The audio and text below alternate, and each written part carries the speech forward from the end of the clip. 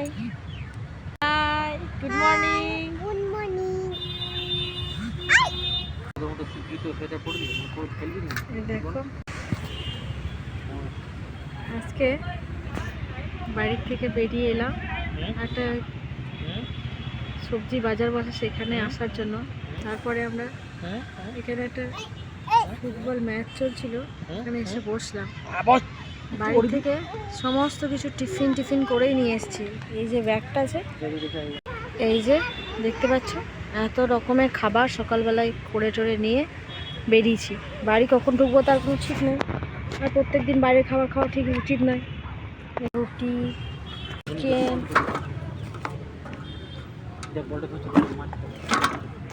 পাটি সাপটা, পোড়া মশলায় চিকেন বলো, আর আছে মুড়ি আর ভেজিটেবল চপ। আর কি চাই? পুরো দিনের খাবার প্যাক করে নিয়ে এইভাবে বেরিয়ে পড়লাম।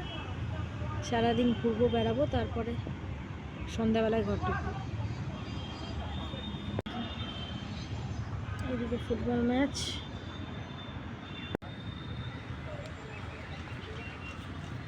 স্কুটি পিছনে।